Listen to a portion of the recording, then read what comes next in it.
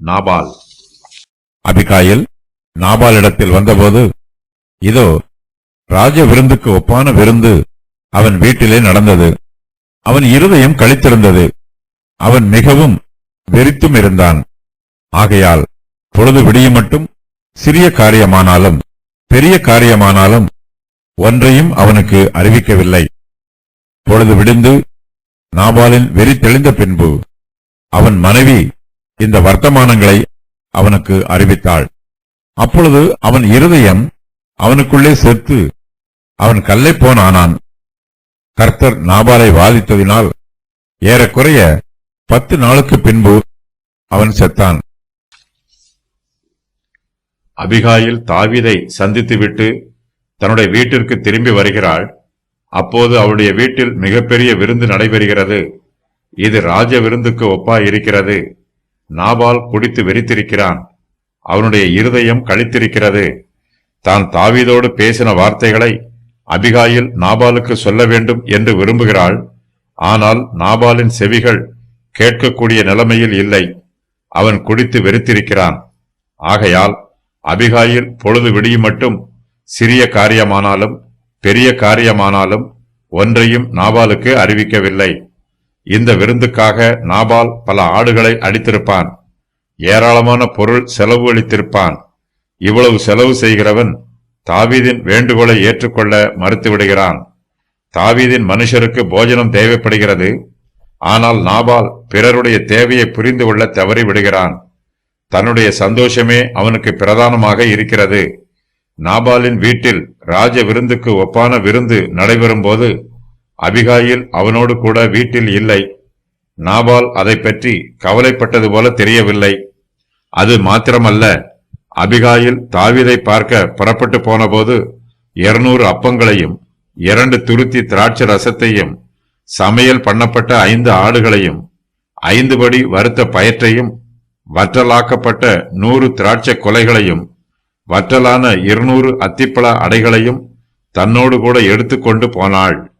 நாபால் அதை பற்றியும் கவலைப்பட்டதாக தெரியவில்லை.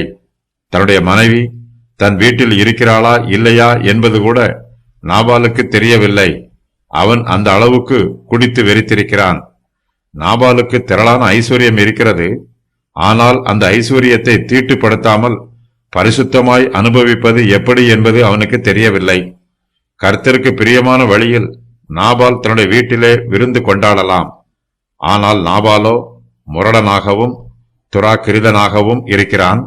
அவன் குடித்து வெறித்து தன்னுடைய சரீரத்தை கெடுத்து போடுகிறான். தன்னுடைய சிநேகிதருக்கு சந்தோஷம் உண்டாக வேண்டும் என்பதற்காக அவன் தன்னைத்தானே அழித்துக் கொள்கிறான். நாபால் என்னும் பெயருக்கு மதியீனன் அல்லது பைத்தியம் என்று பொருள்.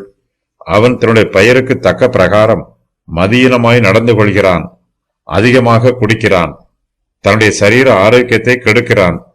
நாபாலின் ஐஸ்வர்யம் அவனுக்கு ஆசீர்வாதமாய் இல்லை. அதுவே அவனுக்கு சாபமாய் இருக்கிறது. அதிகமாக குடித்து வெறிக்கிறவர்கள் தங்களுடைய சரீர ஆரோக்கியத்தை கெடுத்து போடுகிறார்கள். குடிகாரர்கள் தங்களுடைய ஐஸ்வர்யத்தை அனுபவிக்க முடியாதவாறு சீக்கிரத்தில் செத்துப் போகிறார்கள். நாபால் இதுவரையிலும் ஒருவனுக்கும் நன்மை செய்ததில்லை. தன்னுடைய மேய்ப்பரையும் மந்தையையும் பாதுகாத்த தாவீதுக்கும் அவருடைய மனுஷருக்கும் நியாயமாய் கொடுக்க வேண்டிய கூலியை கூட நாபால் கொடுக்கவில்லை. நாபால் தன்னிடத்தில் வேலை பார்க்கிறவர்களுக்கு சம்பளம் கொடுக்காமல் தனக்கு ஐஸ்வர்யத்தை சேமித்து வைக்கிறான். தன்னுடைய விருந்திலே அந்த ஐஸ்வர்யத்தை ஆடம்பரமாக செலவு பண்ணுகிறான். விடியற் காலத்திலே நாபாலின் வெறி தெளிகிறது. அப்போது அபிகாயில் தான் தாவீதோடு பேசின வர்த்தமானங்களை நாபாலுக்கு அறிவிக்கிறாள். அப்பொழுது நாபாலின் இருதயம் அவனுக்குள்ளே செத்துப் போகிறது. அவன் கல்லை போல் ஆகிறான். விடியற் காலத்தில் நாபாலுக்கு சுய நினைவு திரும்புகிறது. அவனுடைய குடி வெறி குறைகிறது. இப்போது அபிகாயில் சொல்லுகிற செய்தி நாபாலுக்கு அதிர்ச்சியாயிருக்கிறது. நாபால் முரடனாய் இருந்தாலும் அபிகாயிலின் வார்த்தைகள் அவனை வேதனைப்படுத்துகிறது. அவன் தன் மதியீனத்தை நினைத்து வெட்கப்படுகிறான். தன்னுடைய முரட்டு குணத்தினாலும் மதியீனத்தினாலும் நாபால் தனக்கும் தன்னுடைய குடும்பத்தாருக்கும் அழிவை வரவழைத்துக் கொண்டான். அந்த அழிவை அபிகாயில் தன்னுடைய புத்தியுள்ள வார்த்தைகளினாலும் ஞானமுள்ள யோசனைகளினாலும் தவிர்த்து விடுகிறான். இந்த வர்த்தமானங்களை கேட்டபோது நாபாலின் இருதயம் அவனுக்குள்ளே செத்துப் போகிறது. அவன் கல்லைப் போல ஆகிறான். கர்த்தரும் நாபாலை வாதிக்கிறார். ஏறக்குறைய 10 நாளைக்கு பின்பு நாபால் செத்துப் போகிறான். நாபால் பயத்தினால் செயல் இழந்தது 10 நாளில் மரித்துப் போகிறார். அபிகாயிலின் சுபாவத்தை பற்றி இந்த வசன பகுதியில் சொல்லப்பட்டிருக்கிறது. அதன் விவரம் வருமாறு: மகா புத்திசாலி, ரூபவதி, ஐஸ்வர்யம் இருந்தும் தாழ்மை உடையவள், தன்னுடைய வீட்டிற்கு மற்றவர்கள் செய்த உதவியை நினைத்து பார்க்கிறவள், தன் வேலைக்காரரின் பேச்சை பொறுமையோடு கேட்டு தனது கணவனையும் குடும்பத்தாரையும் பாதுகாக்க முயற்சி பண்ணுகிறவள், தாவீதிடமிருந்து தன்னையும் தன் வீட்டாரையும் பாதுகாப்பதற்கு தீவிரமாய் செயல்படுகிறாள். தன் கணவனின் தீய சுபாவத்திற்காக அவனை எப்போதும் குற்றம் சுமத்துவதற்கு பதிலாக அவனோடு பொறுமையாக ஜீவிக்கிறாள். மற்றவருடைய தேவைக்கு உதவி புரிய முன் வருகிறாள். நன்மை செய்ய வேண்டும் என்று தனியாகவே தீர்மானம் பண்ணுகிறாள். பிரச்சனை வரும்போது பதறாமல் தைரியமாய் செயல்படுகிறாள். ஆபத்து வந்தாலும் அதை தைரியமாய் சந்திக்கிறாள்.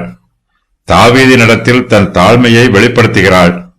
தன் கணவன் செய்த குற்றங்களை தன் மீது ஏற்றுக்கொள்கிறாள். தன்னுடைய குடும்பத்தாரை அழிக்க வேண்டும் என்று தீர்மானம் பண்ணி இருப்பவனிடம் மன்றாடுகிறாள். தன் கணவனை நேசிக்கிறாள். அதே சமயத்தில் அவன் செய்யும் தவறுகளையும் அறிந்து வைத்திருக்கிறாள். தன்னுடைய ஞானத்தினால் தாவீதினிடத்தில் சாதுரியமாக பேசி தாவீதின் கோபத்தை மாற்றுகிறாள். கர்த்தரிடத்தில் நம்பிக்கை வைத்திருக்கிறாள். தன்னுடைய குடும்பத்தின் விரோதியினுடைய வாழ்விலும் கரைத்திரை எதுவும் காணப்படக்கூடாது என்று விரும்புகிறாள். தன் கணவரிடமிருந்து ரகசியத்தை பாதுகாக்கிறாள். தன்னுடைய குடும்பத்தாருக்கு தீங்கு செய்ய நினைத்தவனையே மன்னித்து அவனுடைய அன்பை ஏற்றுக்கொண்டு அவனுக்கு மனைவியாகிறாள்.